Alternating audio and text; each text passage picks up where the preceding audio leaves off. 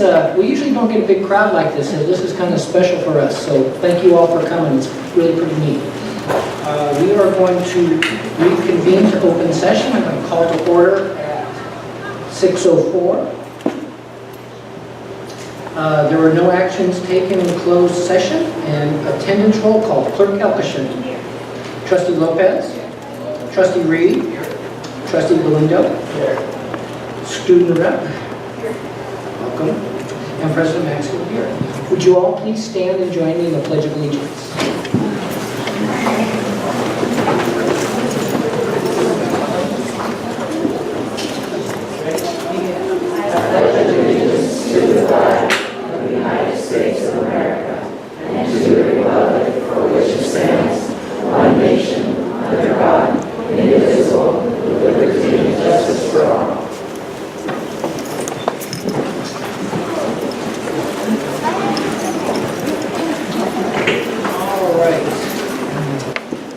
Item 8, approve and adopt the agenda. And there's going to be an addendum to this agenda. Item 10, there will be an additional recognition of a Calistoga Junior Senior High School graduate, and we'll get to that in a little bit. And also, we have added 2 last-minute hires to the personnel register. An updated document has been distributed to the board, and copies can be found at the back table. And that is to add summer schools teacher Tammy Berryhill and varsity softball Tian Butcher. So I am looking for a motion to approve. Okay. All in favor? Aye. Mr. Brett? Okay. Item 1, district mission statement. We are a collaborative, culturally rich educational community where a rigorous and innovative curriculum prepares our students to be successful contributors to our global society. Item 10, recognitions. The Board of Education recognizes students, employees, or members of the community who have received recognition for academic or athletic achievement or have made significant contributions of any kind to the district. The following individuals will be recognized. First off, Dylan Feek, City Manager, for support of our students, the district, and community as whole, and Clerk Elkishan is going to provide you with your recognition. But first I have to say something, of course. So,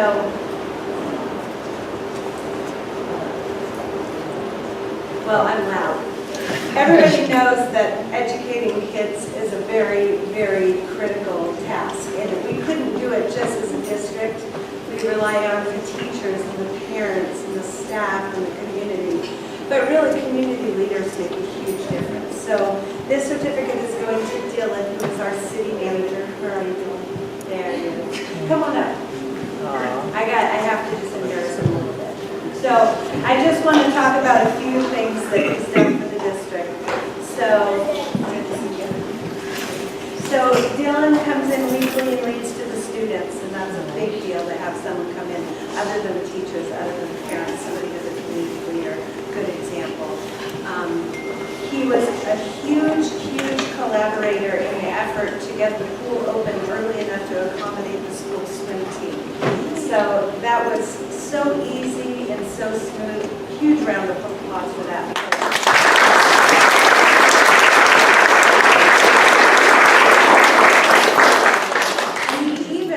Out there to be interviewed by a 5th grader on the rising cost of our water bills in Calistoga, which was really walking the gauntlet. I just wanted to say thank you to Dylan and all the people that contribute to making this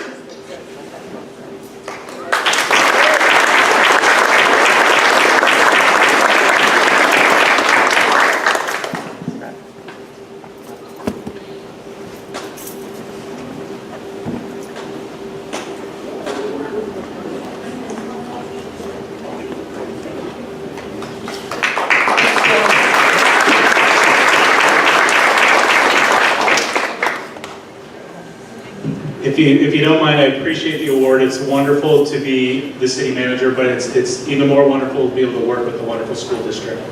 We've got a great pleasure working with Aaron, many of you as Board of Trustees, but your teachers even. It is so easy to work with them to come into their schools to read. Even they put their best foot forward to educate our students. I'd be remiss if I didn't introduce my family. Many of you are even going to meet her before my bosses, the Calistoga City Council, get to do this. So if you don't mind, I'll introduce my wife, Kira, in the white glasses standing over there. My 5-year-old downtown Gabriel Brown. My 2-year-old Benson Levi Cutie Pie. And our 15-day-old newborn baby girl, Eden Lee Bumblebee. If you don't mind, we'll step out as a family because the only thing keeping Eden between her and lunch is, well, this meeting, so we'll step out. Appreciate it, Dylan, thank you.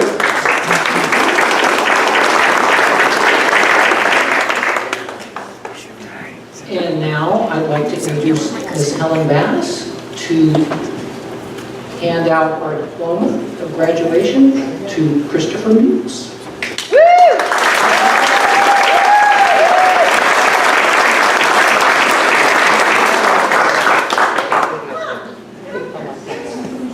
Okay, Chris, I have in here a high school diploma. Let me tell you a 100% honest thing. I saw this as a potential of you earning it during our first conversation. Do you remember when that was? When? Since I got here. Like, I don't remember. Well, I do.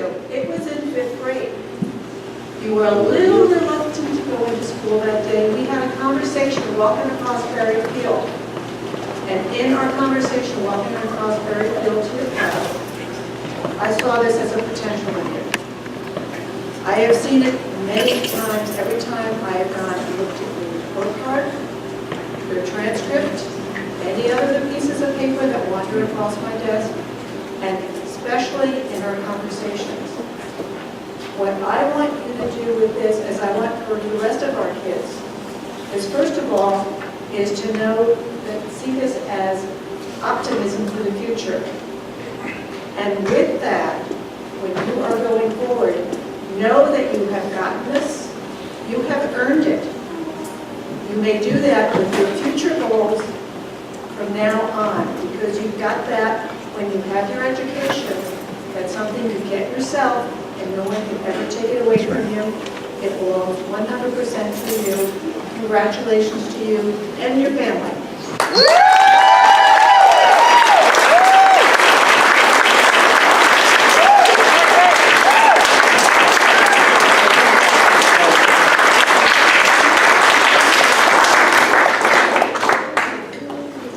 Congratulations, Dylan.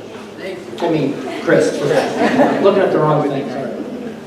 All right, moving on, item 11, public comments. Public business from the floor, non-agendized items. This portion of the agenda allows an individual the opportunity to address the board on any item regarding board business that is not on the agenda. Without taking action or entering into a dialogue with the public, board members may briefly respond to statements made or ask clarifying questions about topics posed by the public. Your matter may be referred to administration. Individual speakers are limited to 3 minutes each. Is there anybody filling out the white forms? Public comments? Okay. All right. Moving on to item 12, recognition of the reports, correspondence, discussion items, 12.1, English language learner redesignation ceremony. George.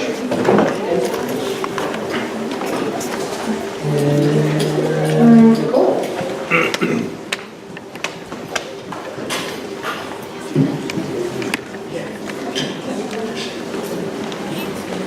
Good evening, everyone, and this is one of my favorite board meetings of the year because we get to honor the hard work of our students. Buenas noches, es un honor estar aquí con ustedes, es un placer darle el honor a los estudiantes y es algo que esperamos hacer cada año, es algo que nos da mucho gusto. So this year, this is the third year that we've done this activity around this time of year. We are honoring students who have been redesignated. Este es el tercer año que hemos hecho este evento en Calistoga y vamos a dar certificados a los alumnos que pasaron el examen, que ya dice que ya pueden leer, escribir, hablar y escuchar inglés como alguien nacido aquí o nativo de inglés. And so for some of you, you're probably thinking, what is redesignation? That's kind of a different word. And really what it means is that when students enroll in school, they indicate the languages that are spoken at home. And every year we assess their abilities in English. And then we get to a point where we say, you know what, this student is doing really well with English, academic English, and is ready to be able to apply their English skills on their own without English learners support anymore. That's right. You already said it, Carmen, I heard. Que se llama designado estudiante en inglés, pero no soy muy bien en español. Lo que pasa es cuando comienzan kinder, los padres escriben en una encuesta si hablan otro idioma en la casa. En Calistoga el otro idioma es español y cada año tienen que hacer un examen que es de leer, hablar, escuchar y entender inglés.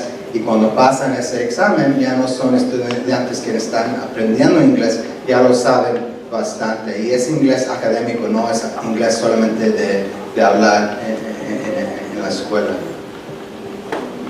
And another thing I did want to point out for these students is back in February, we talked as a board about some of the changed requirements for redesignation. And so for some of these students here, they have met the increased requirements. And so I'm very proud of the work that they've done.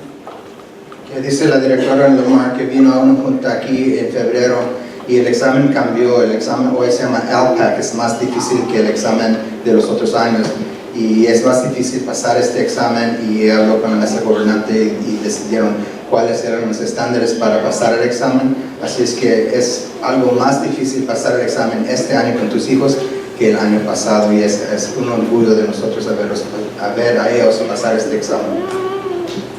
So now what we would like to do is present our certificates to our students. Ahora queremos presentar los certificados a nuestros estudiantes. So I would like to, and so students, as you get your awards, if you could just start forming a line here. There's quite a few of you, which is great. Our first student, Camila Barajas Torres.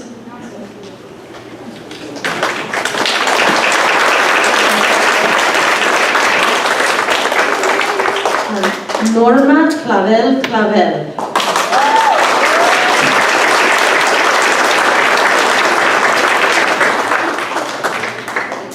Vanessa Cortez Caldera.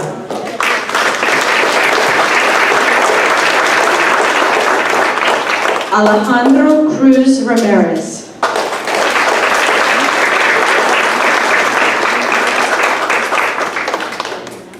Sofía Garcia.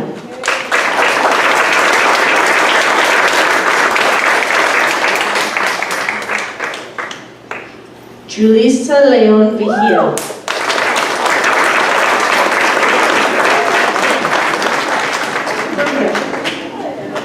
Luis Muñoz.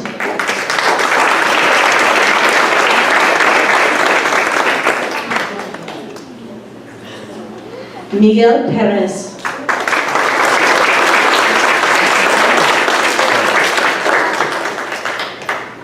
Julieta Velasco.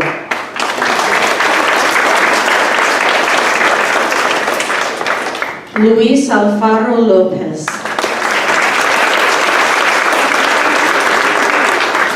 Mauricio Borges Peralta.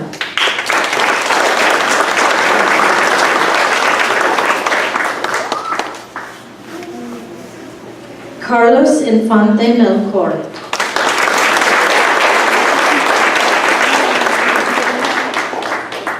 Oscar Quintero.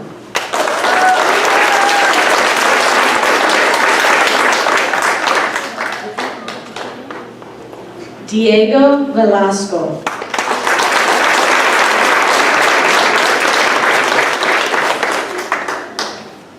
Diana Montañez.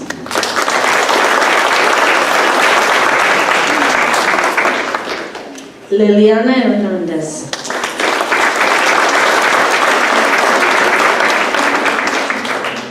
Licendi Clavel Lopez.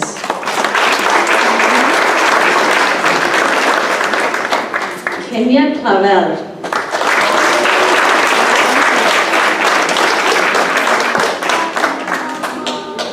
Daisy Aviña Hernández. Eunice Vigil.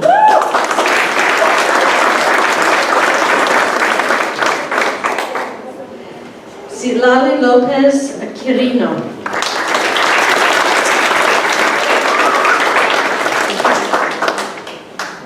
Alvaro Jesus Cervantes.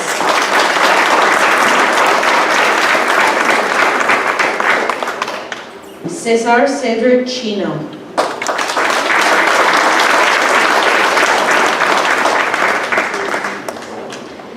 Yesenia Morales Reyes.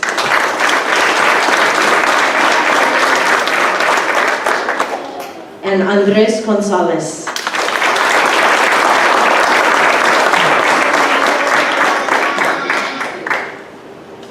So if we can give one more round of applause for these students. And parents, if you'd like to get a photo op, we'll have to, you guys stand for a moment. Padres y familias, si desean sacar una foto, los estudiantes van a quedarse aquí.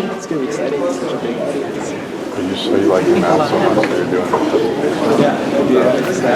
I like it. And we kind of miss science and some of the fun stuff we used to do. You know, just working in the yard and stuff. I know. I spent all my high school years on it. Should have kept lights on. You should have had some fun. That was terrible. I'd like to start out real strong the first month. And then the formulas would get crazy. And it was like, oh, that's all part of it.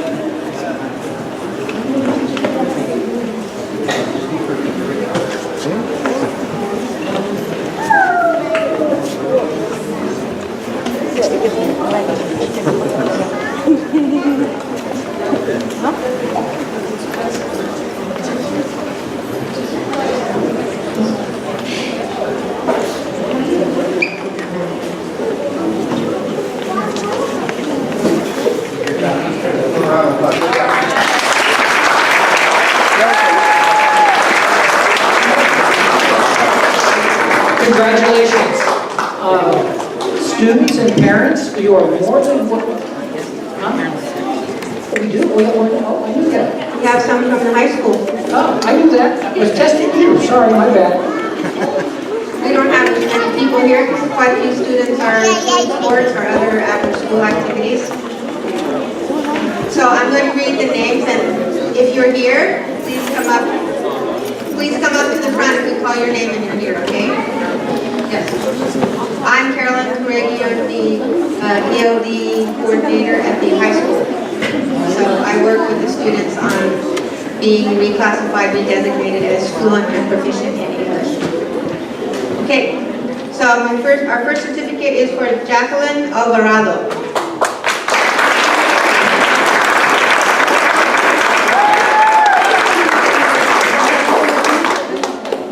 And Brenda Alvarado Padilla.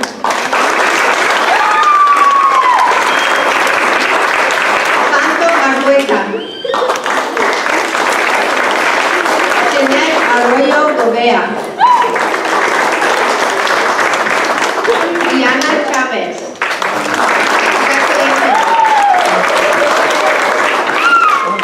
José Duarte Ávila. Jesús García. Brian González Morfín. Arisbeth Jacinto.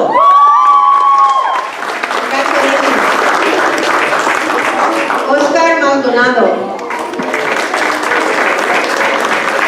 Sergio Morales.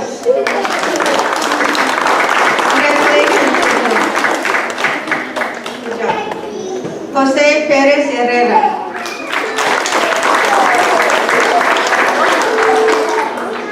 Jacqueline Rodríguez Torres. Jesús Rojas Mendoza. Victor Sánchez Maldonado. Congratulations, Victor. José Torres. Eric Vargas. Who's playing now sport? Blas Vargas Montañez.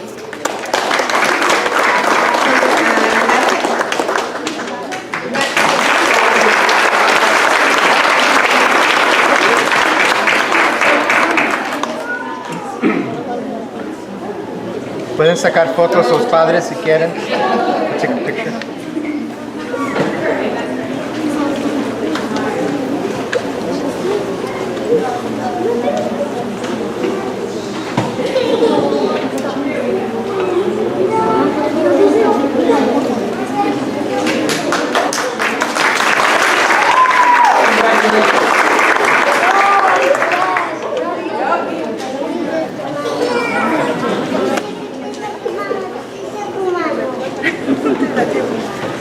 Okay, I was a little premature.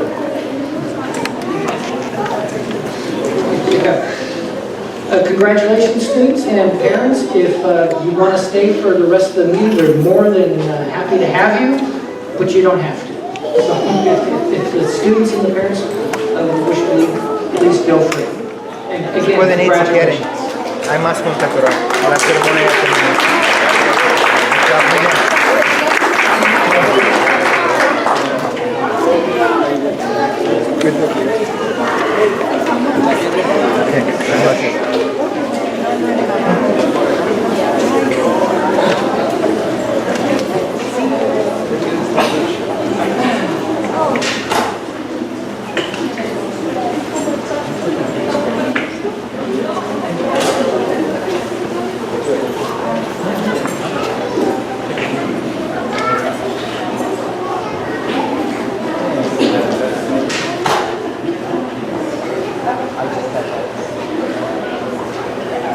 All right, moving on. Item 12.2. Calistoga Junior Senior High School Math Department presentation. Ms. Bone and Mr. Bowe.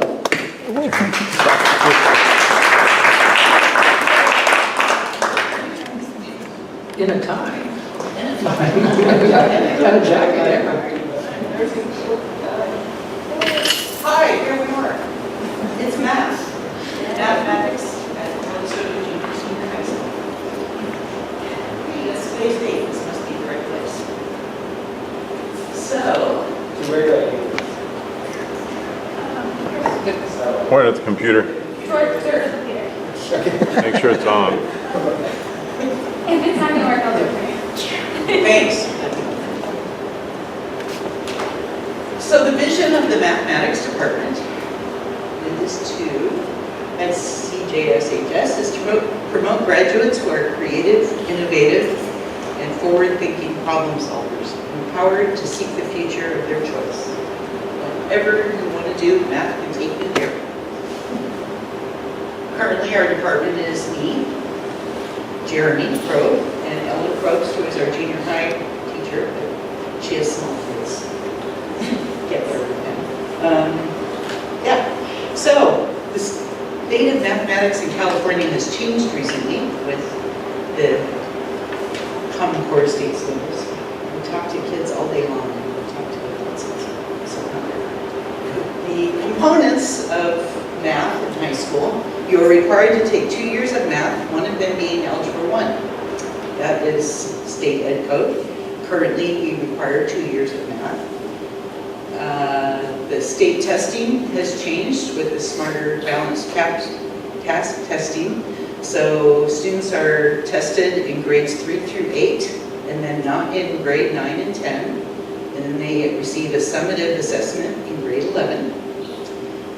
And those results appear in the California dashboard, which shows where you are performing, your school is performing compared to the other schools in the state, and Another component, which is new, is the College and Career Indicator. So as we move through to our 5x5 grids, this is where the junior high and high school are placed. So this is grades 7 and 8 that placed here. Orange is not really where we want to be, but that's where we're at. I have grab my computer. I think I have a few more things to say about that. So, are you all familiar with the new grid and how it works? So, we strive for the blue, and that's clearly the best, and then different indicators move us up in that direction depending on how we score and how well we improve on the CASP. And recently, so the most recent CASP that came out that confirms a lot of the data that we have is we're hanging out in this orange area with respect to our scores on the placement tests, and goes in to move that way. We'd like to move that. We'd like to move that to the orange. So the next thing we did was look at how the elementary school is performing as well. Next slide. I think. There we go. So the elementary school is in orange as well, except for their SES socioeconomic rating. So that subgroup increased, so they got a little bit of yellow in theirs, but most of it is still in orange, but they made progress. Way to go, elementary school. And then the other thing I was talking about is this college and career indicator. So how that relates to math is that 11th grade students take a summative math test, and they're measured on how well they do on math content all the way through Algebra 2, even if they haven't taken Algebra 2. So there are several pathways to become prepared. The College and Career Indicator gives you either a rating of prepared or not prepared. And the mathematics component of that is through the 5 options. 4 of them incorporate, 3 of them incorporate earning at least a standard nearly met in math if you make standard met in English language arts.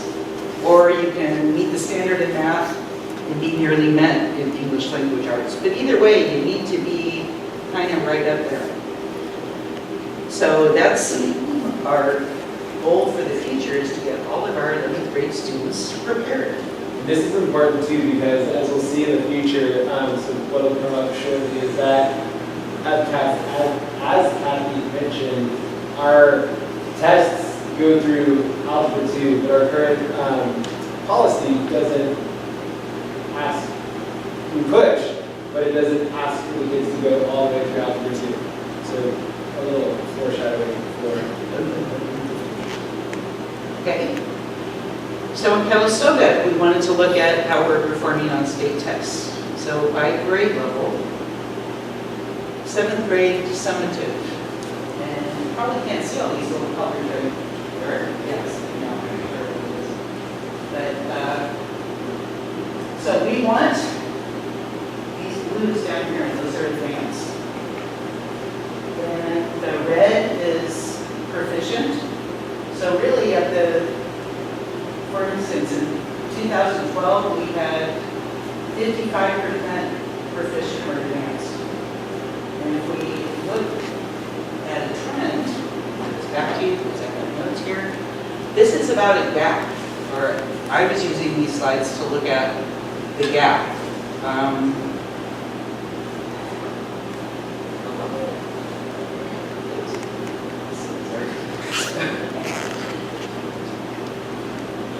The gap is, so let's see, here we have 54% minus 19%. 26%, no, 36. So I subtracted and looked at the gap between our subgroup, our Hispanic subgroup, and our white subgroup, and it's gotten a little bit bigger. Before Common Core, it was at about 36, 33%. After Common Core, it's 40%, so it's not getting better. So that was 7th grade, now 8th grade. somehow we have data. So up until here, we're talking the STAR test, and then here's the break, and then we came over to Common Core standards. And again, we have a gap.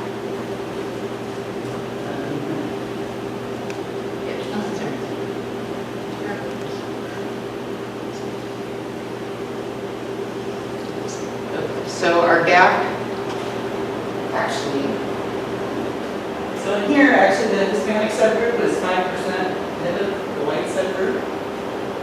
Then we moved back to a 20% gap, a 3% gap, very close. And then when we moved in here, we've got 50 to 6. So that's 44% gap. We've got 100% to 14%, 86% gap. So our gap is growing. That's a problem. And then we look at the 11th grade. Still that purple? Purple's not good. So we had pretty small, actually again, the Hispanic subgroup was ahead in 2009. And then in 2010, we go back to a gap. We get past Common Core. The year before we went into Common Core, we had no people in our Hispanic subgroups who are scoring proficient or advanced. So math has been having a problem. So then we were... The problem is being the combination of low scores trending throughout the last decade or so, as we saw.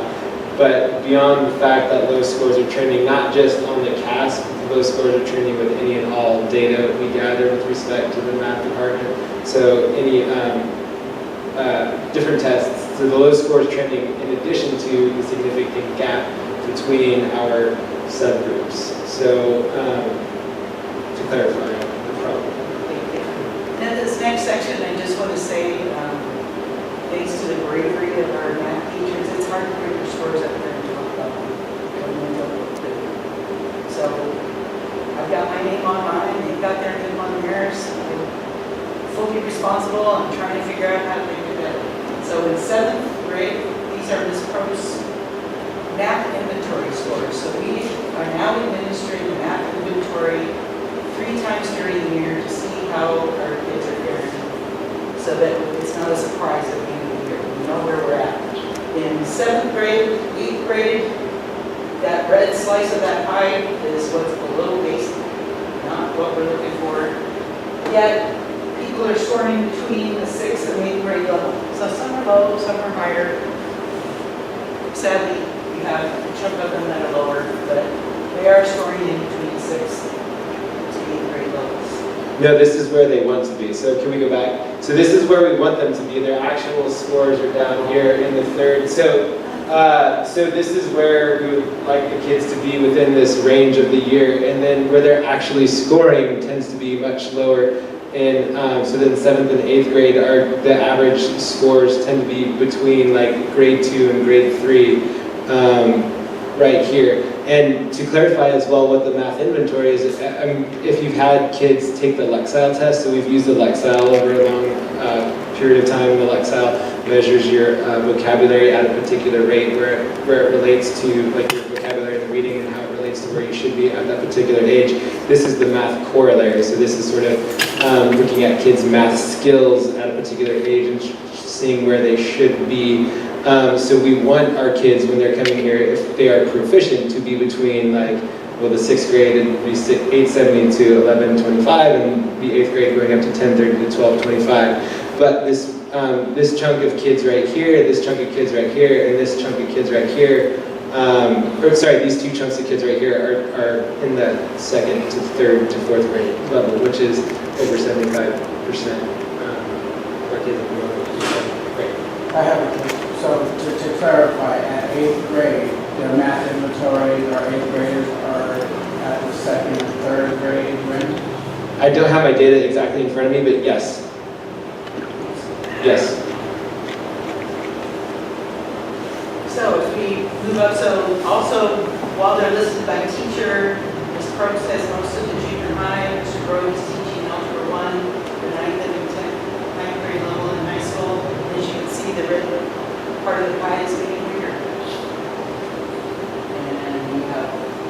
average scores in this grade level tend to range between, they hover around 5th grade level, but they range from like 3rd to maybe 6th grade level.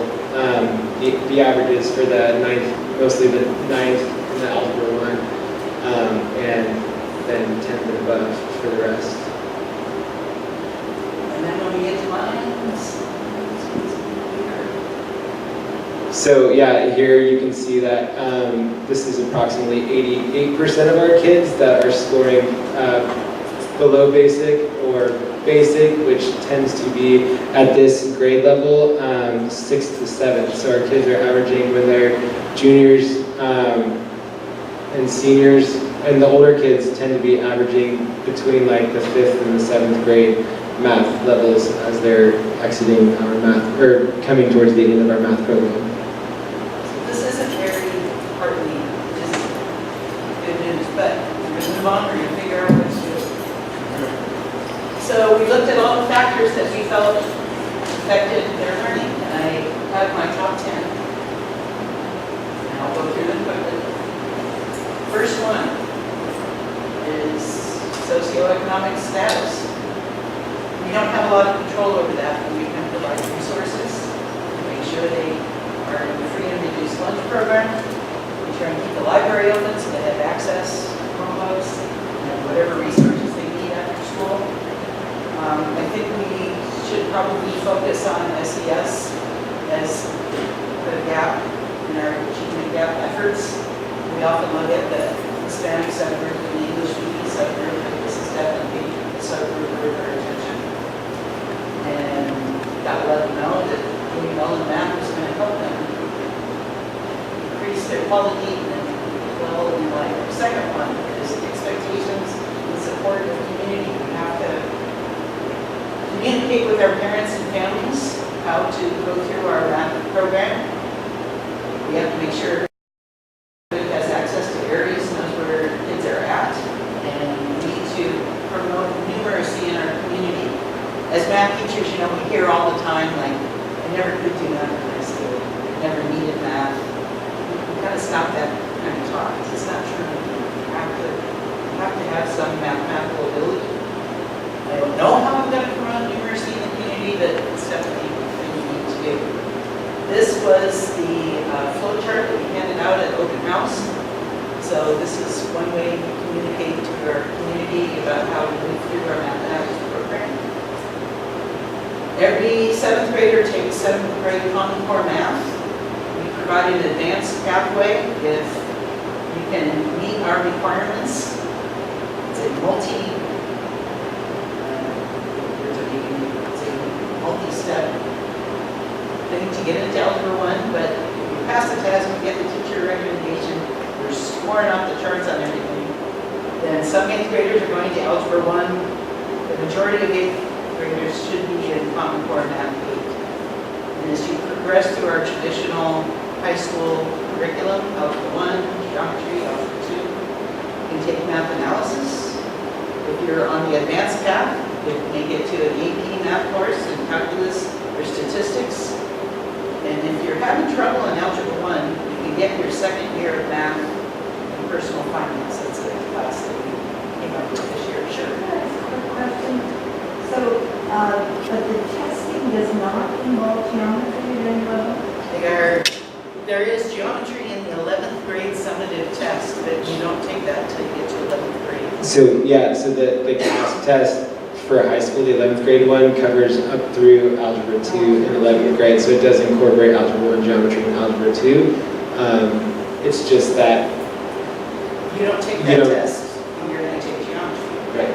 Oh, You take it at the end of your 11th grade year, no matter what math class you're in.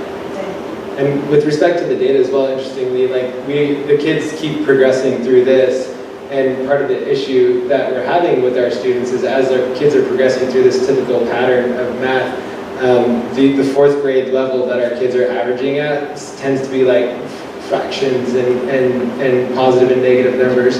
So our kids are pretty solid up until fractions and positive and negative numbers, but that's kind of where the plateau is. That's where those averages stop. And to get the kids, one of the big troubles we're having is to get the kids all the way like through geometry and Algebra 2 when they're still sort of on their math inventory in that realm of like fractions and negative numbers.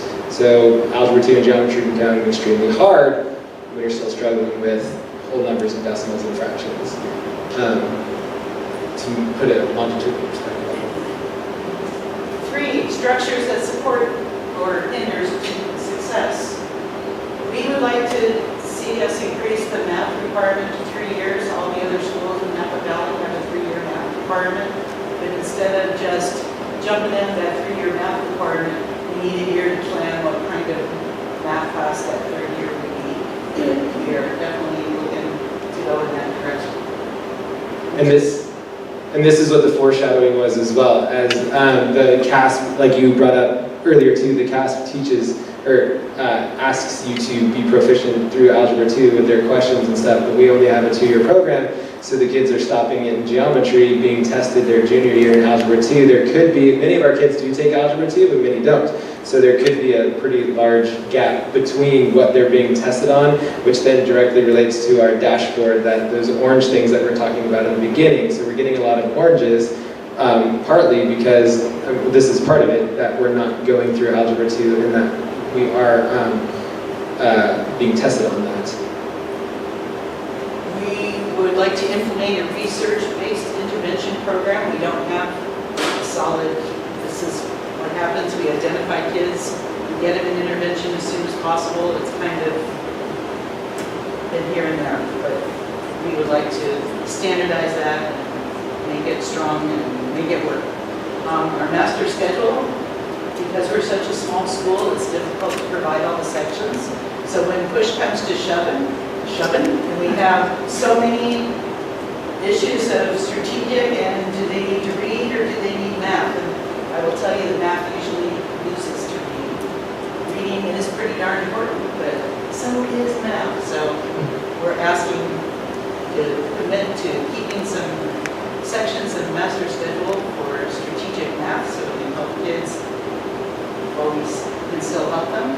And then there are Algebra 1 issues as well. Algebra 1 is the first math class that you need to repeat if you fail.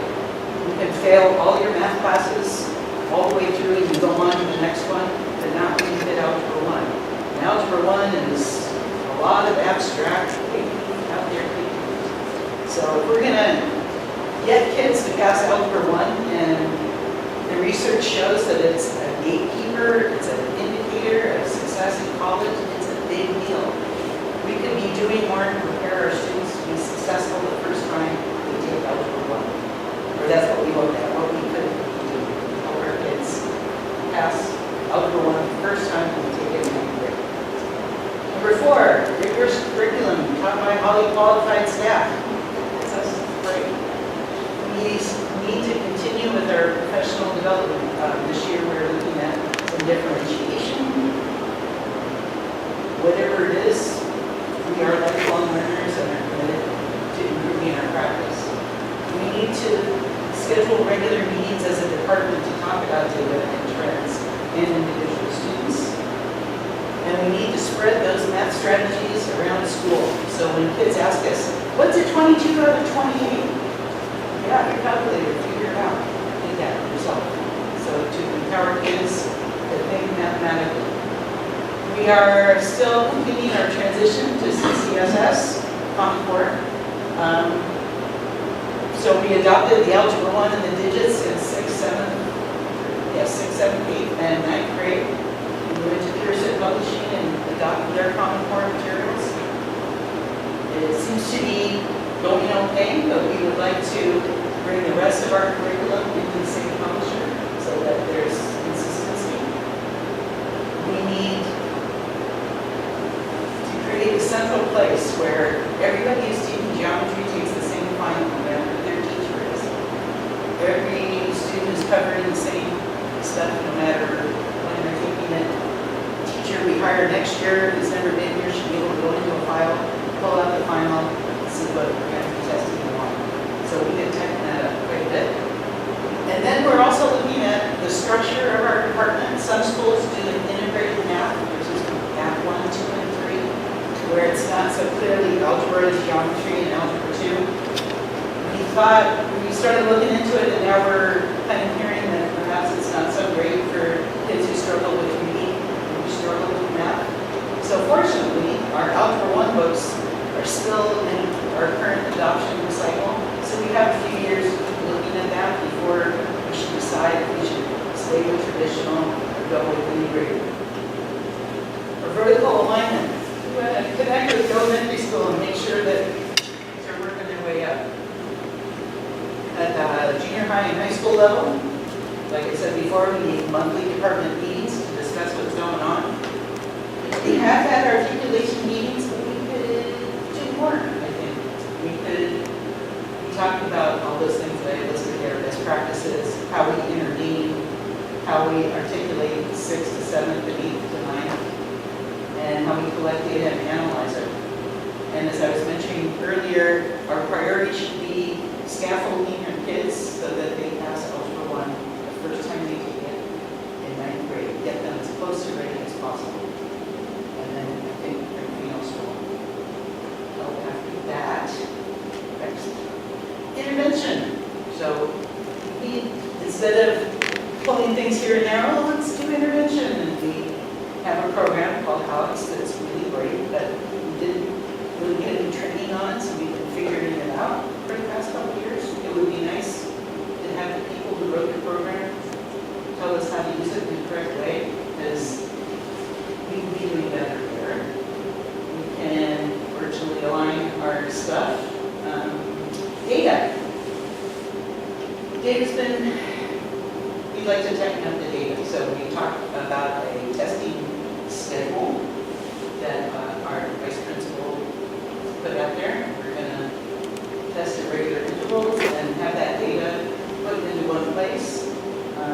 Make sure that we're doing the right kind of reports and talk about our data. It's not enough just to collect the data, we have to see what it says. The LCAP ties to all this stuff. So we can put our priorities, kids passing Algebra 1 the first time, about getting our scores up, about intervening as soon as possible. That can be put into the LCAP, and we can go from there. Student engagement is the last piece. You know, there's been kind of some back and forth. We all went, Joe Bowler's stuff sounded so great. Everybody can learn math. It's actually anybody can learn math that wants to. Don't learn math, not going to. So if we can get kids more excited about math, they can see how it will help them in their lives. Whatever we can do to promote our growth mindset and resiliency, that's a pretty important piece. You know, it's number 10. Permeates everything. In summary, we would like to work on developing our plan for implementing the 3-year graduation requirement. We want to generate data and assess student learning. We want to adopt an intervention program. The bilingual and EL professionals in math tests is based on student need. So there is 2 sides to that. Area, promote vertical alignment between and within school sites, offer math and summer school to help scaffold those kids for Algebra 1, and tell everybody how math is wonderful, all these math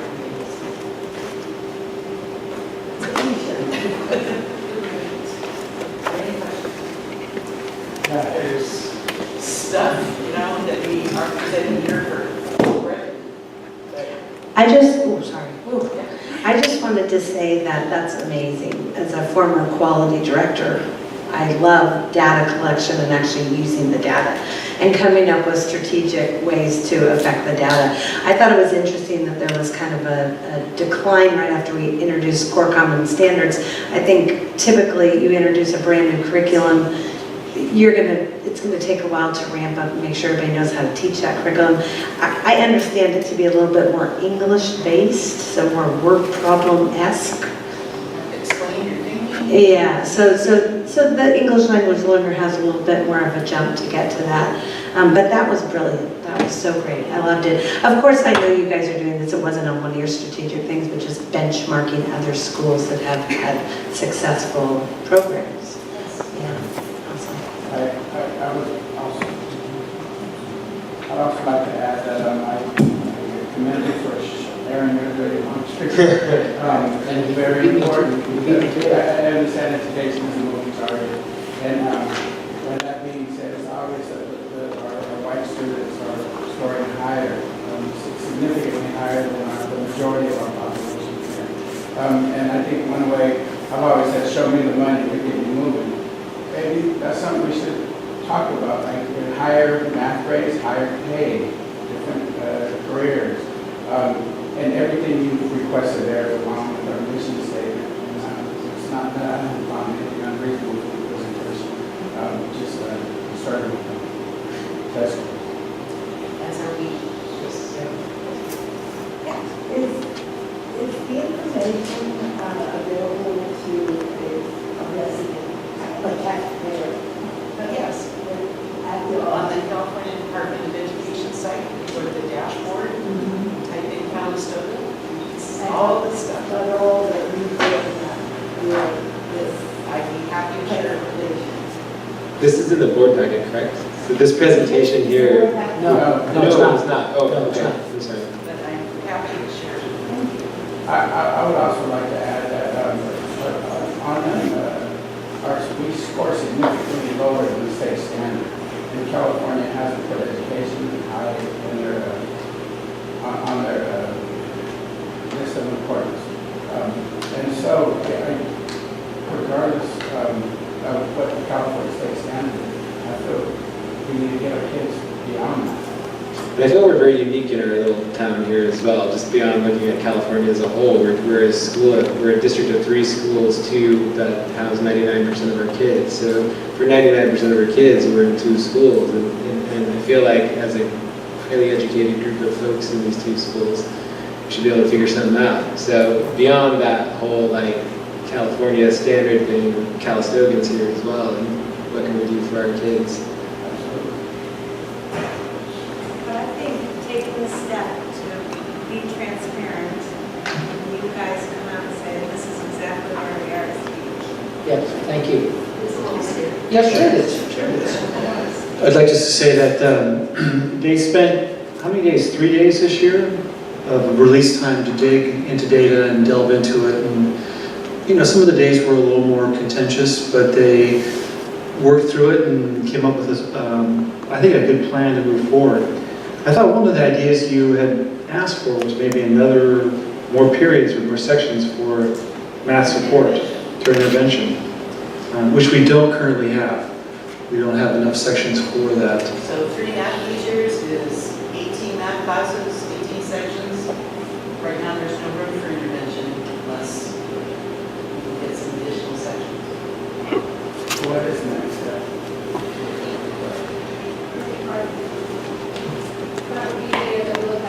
The LCAP process. Any questions? Way to go, guys, appreciate it. Wait, for the integrated math, I was saying, I know that some schools do have that, and they have integrated 1, 2, 3, and then they go on to AP classes. So how you were talking about making the graduation requirement 3 years, kids would have to go through integrated, if we did integrated math, they'd have to go through 1 through 3, and then take an AP class for it. Or perhaps there's a math-related class in the CTE pathway. We consider counting as that 3rd year. So that's why we want to develop a plan, and we come out and say, okay, there's kids going up to algebra 2. I think there are some options that we can do. So that everybody can get 3 years into math, helps their lives, it's good for them, to get be successful. And the integrated, it's well written, it's just the issue at the moment with the integrated math is that the curriculum has just been cut and paste from previous curricula. So like any sort of adoption of an integrated curricula right now is very sketchy at the moment because nobody has a well-written curriculum. So I think when Kathy mentioned the integrated was a little shaky at the moment. Is well written as a program, so the standards are well written, but right now as it's relatively new, the curriculum developed around it are just kind of cut and paste in the old ones, so they're missing a bunch of big chunks. So, I mean, that would be something that we've talked about looking towards in the future, which the brilliance of an integrated thing, but then it does open up more pathways towards the end of the program here at the school. We could do some cool CTE stuff, we could do some cool stuff if kids You know, but again, right now we're not there yet, but we would like her to discuss that potential. What I like is that we have a plan, despite these, moving forward, whatever we do, there's a plan. And anybody else can jump on to it. Because someday I won't be here, hard to believe, but we wanted to keep going in the same direction. That's right. So it's personal finance for a class for people who aren't really in either geometry or mathematry. So that's the in between. Geometry, college prep geometry is going to be really difficult to pass for your second year of math. We would recommend personal finance, but it's in the first year of personal finance. So we haven't really sat down to assess, what needs it's meeting or if it's viable or what, I think so. But So it right counts now, as it's for the second year of math for high school. Okay, so it counts towards. So to summarize, in 7th and 8th grade, our students are assessed, and then not until 11th grade. So if they do take 2 years of math, which is what we require as a district, they will not have any math during their 11th grade year, and at the end of the 11th grade year, they will be assessed. So it's one of those things, if you're not using it, sometimes you lose it. I have one more question. So at our current graduation math inventory rate for our 12th grade, how many will be at college ready level? And how many, what percentage? And what percentage will be at remedial math? With respect to the math inventory specifically, Correct. it was like 1% at the, it was very low. I don't remember the date exactly, but it was a small number of kids were at. I think I have 40 Algebra 2 students, and I'd say 3 of them are on track. And probably 6 more are near on track. So The rest of them are low. So that's trouble. It is troubling, and there's a lot of this, they don't do homework, they don't do it. I'm not really sure why they're sitting in Algebra 2 if they're not working at it. I don't know if they're hoping a miracle will fall out of the sky at the last minute, but we have engagement issues with our students, serious engagements in all the math classes. Like, get them to do homework on a regular basis, get them to see themselves going to college and being successful in that. They don't see themselves that way. So we need to redouble our efforts to educate them that knowledge is power, and that's how equity is achieved, is through knowledge. And we need that knowledge. And part of the plan was to build motivation as well. So systemically here within the school, what we're addressing when she was saying building engagement and motivation is that to get kids to want to do math, because if they're not going to want to do math, then it's hard to get kids to learn to do math. But to get kids to want to do math, we need to work towards that little part of the plan, doing cool things here at the school that help, like, oh, so math isn't just sitting there and like calculating things. It can be put towards this and it can be put towards that. And so that's where that whole sort of pathway thing and the building and the engagement piece comes So around. instruction, your stuff is going to be built right in math. You do your electronics, your biotech, all this stuff. It's so much easier to get the math. So it supports all those things. You just got to get them to see it. Well, the first thing is we got to, with the intervention that Mr. Wyckoff was mentioning, the first thing we got to do is get the kids' skills up to where they can be successful. Because the more successes they have, the better they'll feel. The better they feel, the more they'll want to do it. The more they want to do it, the better they'll do it, and go on and go forth. But right now, as we have this gap where you're in Algebra 2 and you are getting your fractions and decimals and stuff, then it's tough. And so we need to close that like gap to move forward. Well, appreciate your time. A lot of hard work and energy. Appreciate it. Thank you.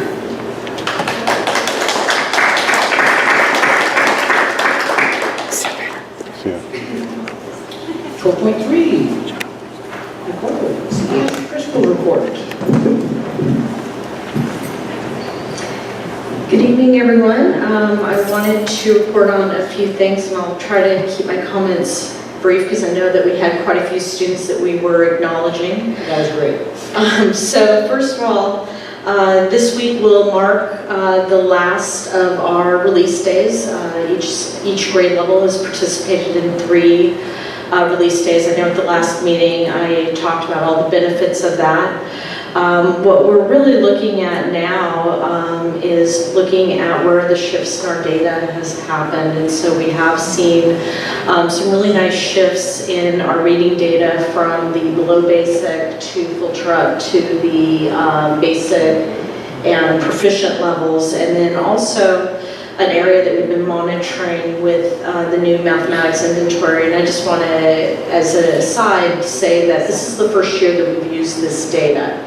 Napa Valley Unified has been using it for a couple of years, and then when we made our focus this year on mathematics, we wanted to be in alignment with other schools in the Valley. And so an area that, because this is new data and we're wading into it and getting to know it, that's kind of how my data heart speaks, is that we've been watching the addition facts and the multiplication facts. Addition facts happen in the primary grades, so grades 1 through 3. Then in 3rd grade, they transition to the multiplication facts. And we've seen some really nice growth in that area as well. We are in the middle, or actually more towards the end, of finishing our English Learner Proficiency Assessment test for California. I just packed up 6th grade, 4th grade, and 3rd grade. It's in a box ready to go, and I want to add a few more grades before 12 o'clock tomorrow, and I have to bring the boxes over. We still have 1 kindergarten class and 1 1st grade class that we need to finish up. So that was about 300 tests in a month, and I know that our paraeducators have worked really hard to get that complete. Again, a reminder, May 4th is going to be our Jogathon, and this week the PTA is meeting, and I think it's going to be everything Jogathon. The final thing I did want to talk to you about was today we did have a staff meeting. The theme of the staff meeting, and George left, I was going to give him some credit here. The theme of this, is he still there? No, I'm still giving it. Okay, I'm still giving him credit. So back in December, just to give you a little bit of background, when we're talking about safety, we do have to take our safety plans each year to the board. And in December, we were reviewing our safety plan again, and an area that we looked at was really the idea of what does a school do to respond in a scenario of an active shooter. And part of it is that the training on this area has changed, and even though it's about 5 years old, not a lot of our teachers have really had discussions about the changes in that policy, which over 5 years ago when you were doing drills in this area, it was basically locked down and there were the windows and everyone waits. About 5 years ago, there was the idea of the run, hide, and fight. Mr. Valenzuela and I felt that this was an area of our safety plan that did need some enhancement. And so we did reach out to law enforcement, and we reached out to Chief Celaya, who in turn reached out to the Napa County Sheriff's Specialist, Sergeant Eric, and I'm totally forgetting his last name right now. I'm going to say Shields, sorry, I will remember tonight at 2 in the morning, and I apologize for that. Eric Swift, I have it written down here.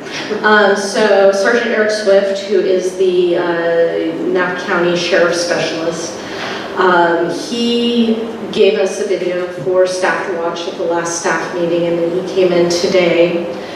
We also had Aaron Smith-Hagberg there, and also Dylan Feek there. The presentation was really reviewing statistics about active shooter scenarios, and really what our trainer said, Sergeant Swift, was this isn't to scare you, this isn't to be completely negative, but it's about awareness and prevention. And the idea is that if you look at data from casualties and fires at elementary schools, that we really haven't had anything significant happen since the 1950s because we institute drills, we institute practice, we get that muscle motor memory going for our staff and for our students. Really the idea was that being prepared is key, and the staff really listened intently, had some really great questions. What we are looking at for next steps is that Chief Sly and I will probably be doing a walkthrough for just facility safety. Also, we'll be planning on how to support staff in helping students understand what they need to do to keep safe as well. So it really, this is a really great community to be working in, because when you have a need, it's nice to bring all of the different partners to the table. And I know that for staff, you know, this is not something that it hurts your teacher heart to think about having to plan for this, but at the same time, we want to keep our students safe. So I think that it was really informative for them, and we're just looking forward to enhancing that piece of our safety plan. Thank you. Question? In regards to the communication, your note that you have here, you're talking about adopting a new communication strategies to do it by mail. Can you? Okay, I'm sorry, I skipped that piece of the work. So, and I think that probably Erin is going to go in a little more detail. These mics are really loud, that's why I'm holding it so far away. I think that Erin will probably go into more detail about the survey results from the LCAP. What we did is we surveyed our parents, we surveyed our grades 4 through 6 students, and then we also surveyed our staff. I had the opportunity to review the elementary data with our school site council. One of the aha moments that I had in looking at that data was that over 80% of our families have access to internet. And over 80, I think it was like, it might have been slightly lower, they had access to smartphones, tablets, things that would allow them to receive communication online. Additionally, in terms of the free-form comments, many parents said statements like, wow, you know what, we'd really like more of a digital newsletter, or we'd like to get text messages, or we'd like to get emails. We are looking currently at enhancing our parent communication piece. Right now we are using Blackboard, which I believe that contract is ending this summer. I'm just looking at you guys because I don't have that contract in front of me and I don't want to misspeak. And so it really, for me, when we're moving forward with a new parent communication piece, I'd like to utilize the online capability, because really from the data we're seeing, and we had, I believe, about 120 respondents, which is pretty high. But when I see data like that, that tells me, you know what, maybe we can start looking at going paperless and going more towards texting and emails, because before seeing that data, I thought it was significantly lower. Does that make sense? Yeah, I just want to throw a word of caution on this. From my experience working with parent education in our neighbor district, they're using primarily PitchYard to communicate with parents, sending emails and flyers over email, and it's not working really well. So. Yes, parents might say that they have smartphones, but one thing is that whether they, actually utilize it to check things or information from the schools. So just, it's fine that we are moving in that direction, but just go, with caution and to continue doing, a combination of information and simulation.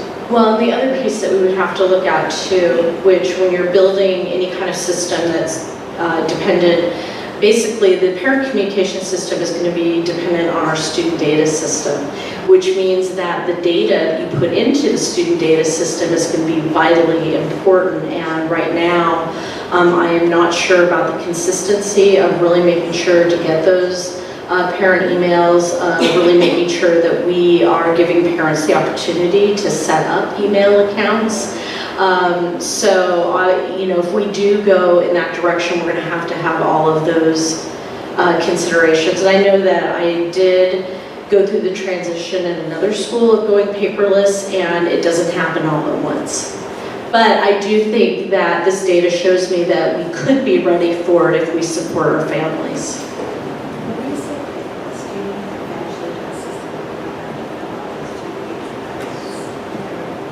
Well, I'm just talking about the school communication piece. I mean, that all goes hand in hand. If they're putting all their data into that on a regular basis and keeping it up to date, that's understandable. I think that for me, it's really about the parent communication piece, because right now we produce a newsletter every other week.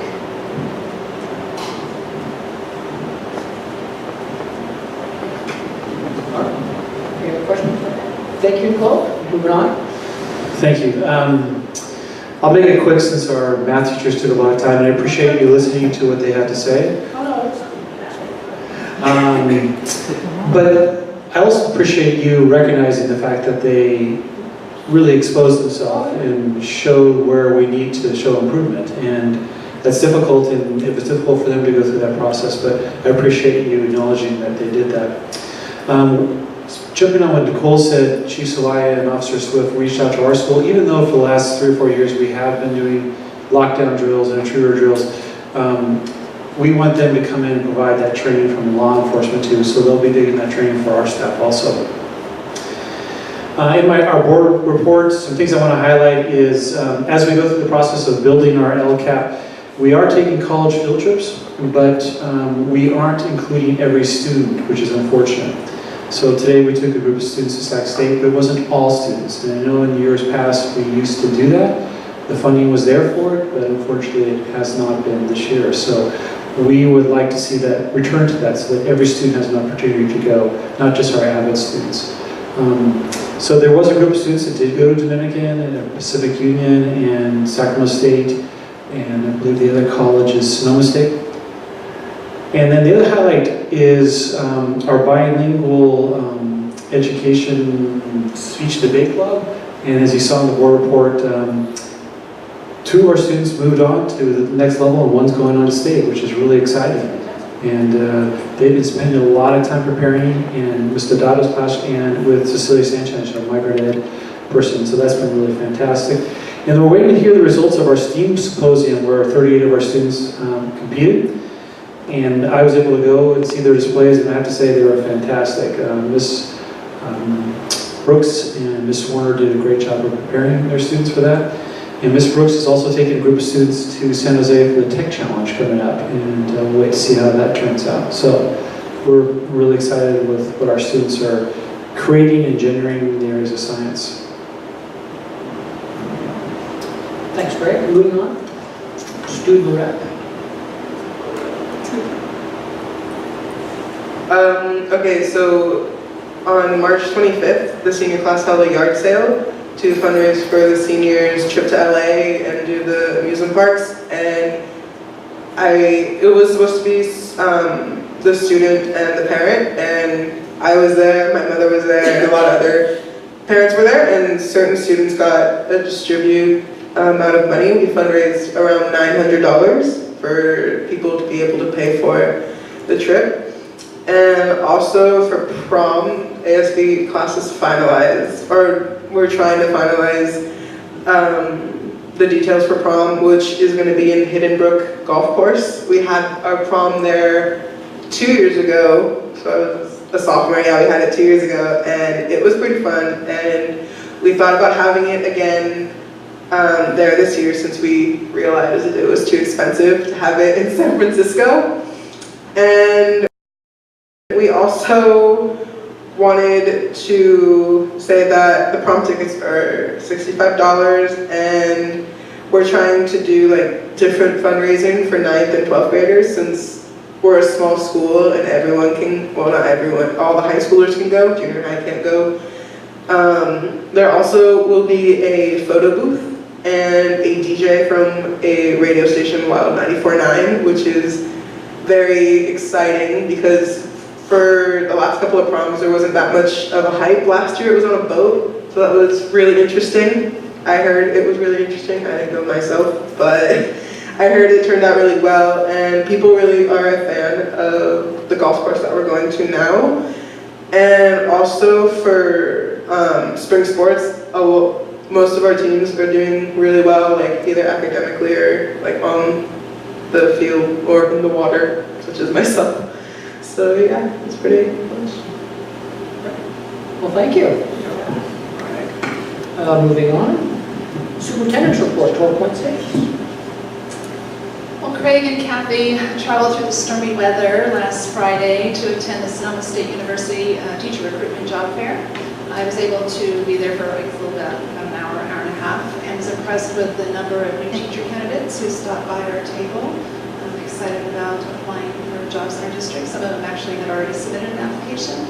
Others just expressed interest and wanted to ask us questions. There were also a fair number of teachers who were experienced but had been laid off from neighboring districts in both Sonoma and Napa County due to budget constraints in their districts. So it's not just new teachers that are applying. One of the common things when they came up to us was they said, Calistoga, we've heard great things about your district. So I don't know if they're talking about us in Sonoma State, your teachers, or was this a common thing that everybody was saying? I think we're great things about Calistoga. It's really encouraging. In particular, we had a lot of candidates, which is typical for the elementary grades. So once the postings close, we're going to move quickly through the hiring process, and I will be bringing back recommendations for hire at the May 7th board meeting.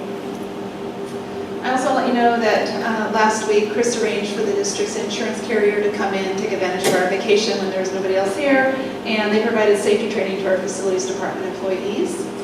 They covered topics such as training on bloodborne pathogens, forklift certification, back injury prevention, heat illness prevention, playground inspection, and ladder safety inspection. I also want to thank Chris because he himself cooked a delicious taco lunch for his entire crew and invited those of us in the district office who were also working that day. Also, in the interest of safety, the exhaust fan and the safety showers in the high school science rooms were installed over the break, so those are up and running. I want to let you know that the California Attorney General's Office has released guidelines to help schools protect undocumented students and their families in the face of the increased deportation enforcement. I received a sample of a new resource guide, and there's a great trifold that we can send home to parents to give them some guidance about what to do if their child was approached at school or if they were being approached outside of school. So those will go home hopefully by the end of this week. And then I will be bringing back to you as well. CSBA is releasing some sample policies and how boards should be dealing with that. So hopefully they were released in May. So as soon as I receive them, I'll bring them to board. And then I had told you at the March meeting, and Nicole just mentioned it, that I would be sharing the LCAP survey results with you, but I would like to hold up to May because I am not actually sharing those with the staffs until this Wednesday. So I'd like for them to see the results first, and then I'll bring back the results and share with you. And then we're up and running. The LCAP has to be adopted in June, so we have a lot of work to do between now and May. Okay. Any questions? All right, thank you. Item 13, consent calendars, requires a roll call vote. Actions proposed for the consent agenda are deemed routine in nature and will be enacted by one motion. There will be no separate discussion of these items unless any member of the board, audience, or staff requests specific items to be removed from the consent agenda. So we're looking for a motion to approve the consent agenda with that change that we mentioned before. Mark? Need a second? All in favor? Aye. Student rep? Okay. And roll call vote, Clerk Elkishan? Trustee Lopez? Trustee Reed? Trustee Galindo? Student representative? And President Maxfield, aye. Okay, moving on. 14, action items. Protocol for action items includes a staff presentation, questions from the board, public input, deliberation by the board, and voting by the board. During public input, there will be a 3-minute time limit per person. 14.1, Erin. Well, it's my recommendation to reorganize staffing at the district level based on the study that was conducted by School Services California and also doing comparisons with like-sized districts. So some of the job duties of this particular position are going to be redistributed to other positions within the district office, and then some will also be assumed by expanding the current position and the services that are in place at the county office as well. My intention is for the cost savings that are generated with this reorganization will be redirected to help provide additional services to our students. You're already hearing tonight about services that are needed. And it's just, I want to state that, it's really important to remember that although these resolutions are eliminating positions, that there are actually employees who are working in those positions. Keep that in mind. They're difficult to approve these actions. The recommendation is to approve resolution 171813 as presented. I'm looking for a motion. Second? All in favor? Aye. 14.2. Resolution 171814. It's my recommendation to replace the Director of Human Resources and Payroll position with the Director of Ed Services and Human Resources position. Looking for a motion. Yeah. Second? Indira? All in favor? Aye. 14.3. Director of Educational Services and Human Resources. I'm recommending this position because I think it will better support teaching and learning in our district. The LCAP has placed a much greater emphasis, as you also heard tonight, on the overall use of assessment data to measure student progress and to guide curriculum instruction. The LCAP survey results, which you'll see in May, also indicate that our teachers and principals feel that they need more support in educational services. So the salary placement that I'll be recommending is on the same range as a high school principal position. All right.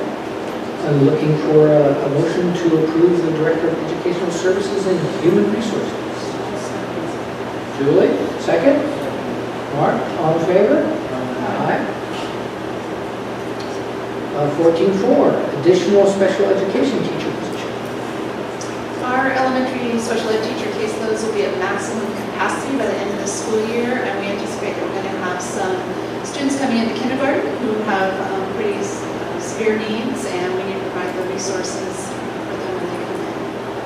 So it's much better for students, I believe, and more cost-effective for the district for us to provide the service rather than to look at a non-public school placement or nearby districts to provide those services. Okay. Looking for a motion to approve the additional special ed teacher. Yeah. Second? Mark? All in favor? Aye. 15.5, school and college legal services agreement. Well, you just got a lot of stuff on this. We currently have a contract for services with another legal firm, but every firm specializes in particular areas. So I'm recommending this particular firm. It's a small retainer agreement, but just so that I can consult them as well in other areas. All right. Looking for a motion to approve the school and college level legal services agreement. Julie, need a second? Deirdre? I keep on looking at you, man, but you chimed in. You gotta be quick. All in favor? Aye. 14.6, resolution 171815, teaching Miss Simon. Yes, our Spanish teacher, Mrs. Orozco, currently holds her credential in English, but the board is allowed by law to verify her competency in the subject area that she's currently assigned. And given that she has over 39 years of successful classroom teaching experience, I recommend you approve the resolution. It'll be good through the end of this year. So now, once we do, that's good for perpetuity. She actually will need to complete some other things for the future. All right. Well, looking for a motion to approve that resolution. Julie? I didn't look that way. Okay. All in favor? Aye. 14.7, CIF multi-school team application. Mr. Wykoff. I'll speak loud. We are recommending that Palisade students have the opportunity to play sports with the rest of our population. Most of our students go in there just to make a credit and we want to return. We would like to stay active and involved in sports and involved with our school. So that's what we're asking. All right, great idea. Looking for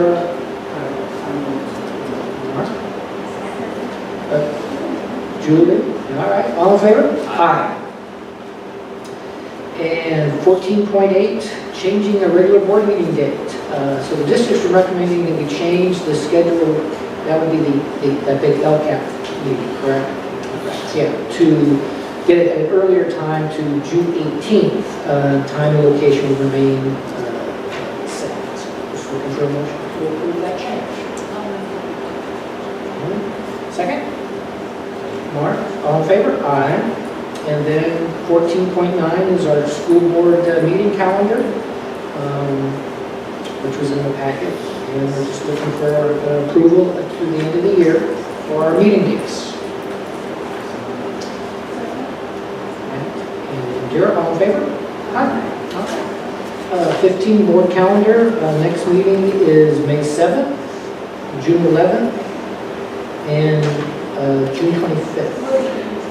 What's that? June 18th, right. Because we just did that. Upcoming events, Thursday, May 10th is CES Open House, and 14th to the 18th is Staff Appreciation Week. A whole week. Wow. A whole week. Fantastic. Tentative future agenda items, there wasn't any. So I'm going to reconvene to closed session. So we're looking for item number 20. And Lily can do this.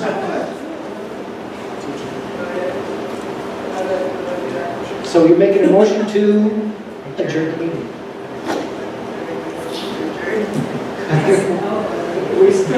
Julie seconds, all in favor? Aye. Thank you.